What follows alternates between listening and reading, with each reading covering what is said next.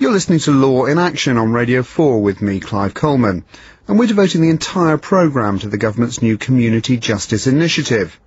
Well, having visited the two pilot schemes in Liverpool and Salford, I went to see the man in overall charge of community justice, the Lord Chancellor, Lord Falconer. He's a big fan and claims to know that it works. I asked him how he knew. I've visited, I've listened to the arguments in favour of it, I've then spoken on a regular basis to the people who've been doing it, both in North Liverpool, Judge David Fletcher, and in Salford, the magistrates who are both working hard in relation to it. But not only them, also defendants, victims, court staff, people who live in the community. What's their view in relation to it? But you decided to roll this out in November of last year, and you've had no formal evaluation whatsoever. That's correct, and it's been done on the basis of... well, because no formal evaluation would be able to tell you with any degree of accuracy, for example, what the reoffending rates are. You've got to do it on the basis of a judgment, and my judgment is, and it's a judgment shared by a lot of people, that this is worthwhile. But people might think, well, yeah, this is government by gut feeling. No, it's government by making a judgment on the basis of talking to as wide a group of people as you possibly could. But why not wait? Why not wait until you get the evaluation, see what it says, and then roll out, if appropriate?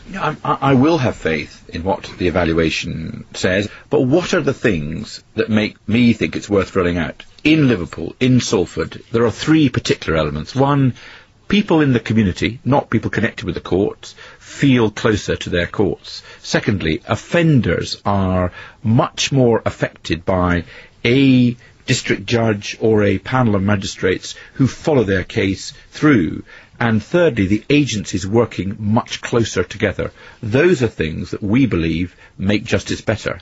The one statistic that we were able to find, the one hard statistic, is actually a slightly worrying one, and that's that of the defendants who are summoned to court in Liverpool, they're much more likely not to attend than they are on a national basis. Now, that's slightly concerning, isn't it? Well, what you need to do is to compare what the position would have been without the community court and with the community court, and I'm sure the numbers are higher with the community court than without it. So you've seen those figures, and the 16% non-attendance is an improvement on what was there before? Well, it's impossible to tell because there wasn't a community court there before, so I don't know what the figure would have been.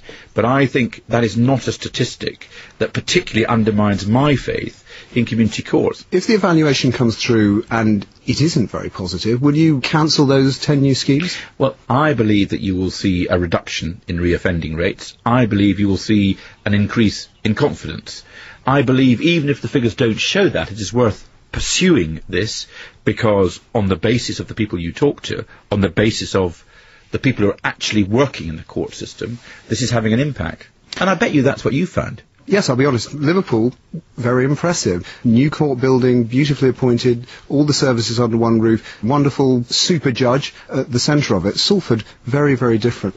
Going from Liverpool to Salford was a little bit like going from the Savoy Hotel to a B&B. Do you really think you can get the results that you're anecdotally so proud of in Liverpool, in Salford, on a fraction of the money? I do, and I'm absolutely sure that success or failure of a community court does not depend upon the quality of the physical courtroom. I think the things it depends on are, for example, the meeting at the beginning of the day in which they look at all the cases that are going through, the extent to which the magistrates or the district judge stay involved in individual cases, the extent to which there is, for example, an alcohol worker on tap, able to deal with the particular problems as occurs in Salford, and the extent to which the magistrates or the district judge take trouble to find out from the community whether or not there are particular problems that the court can help with. That's going on in Salford, that's going on in Liverpool, and it works in both cases.